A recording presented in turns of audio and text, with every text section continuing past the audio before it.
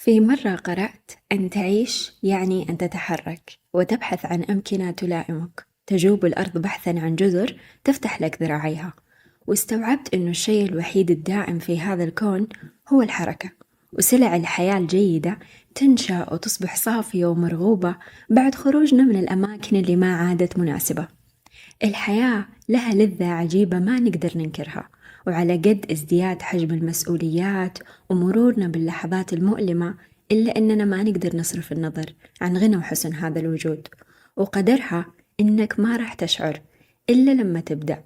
خطوة للي تخاف منه، خطوة للي تجهله تماما، خطوة تخرج فيها عن سكونك يمكن تجرب طعم السعادة، لأن الشرح اللي يوصلنا من الناس ما يكفي، واللذة تكمن في إنك تفحص النتيجة بنفسك وتقرر بعدها هل ينفع أو لا. قرار نابع من شغف يخالف كل توقعات اللي حولك، تجربة جديدة غير مألوفة، أو حتى قصة حب جديدة. لأن فين قيمة الحياة لو ما كنا متحمسين لها، ولو ما ذقنا منها حلوها بعد مرها؟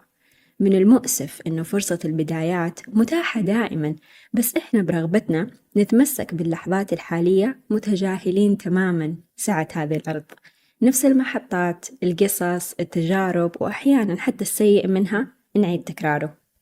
السؤال: كيف راح تكون قصة حياتك الممتعة لو ما اخترت الفصل التالي؟ بداية أخرى بتيقظ أكثر وسذاجة أقل. قبل ما أتعمق في الموضوع خلونا نتفق على شيء: النهاية من غير قرار بداية هو عبارة عن حل مؤقت. البداية تمنحنا قدرة على التجاوز والانتقال للمرحلة التالية.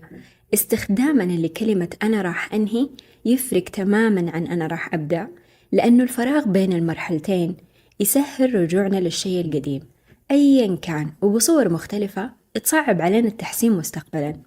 لأنه على أي أساس قررت أني راح أنهي هذه المرحلة السيئة إذ لم يكن هناك بداية تصلح ما فات؟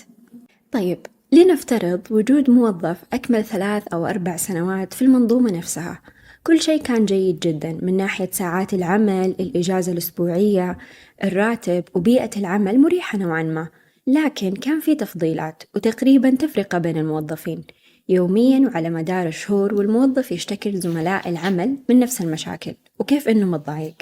جرب 2 أو 3 إنه يدور بأماكن أخرى، لكن عنده حجة دائمة، خايف إنه هذا المكان اللي هو فيه أفضل من برا.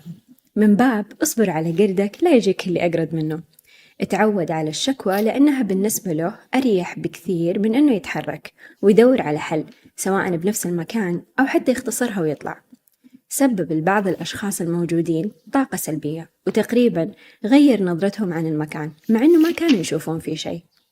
طالما مر كل هذا الوقت وما بحث عن حل راح يطول، وكل هذا تدرون إيش ماخذ كل طاقته، إبداعه، ونفسيته الحلوة، وحتى فرص إنه يتطور بالجوانب اللي تحتاج تطوير صارت شبه معدومة.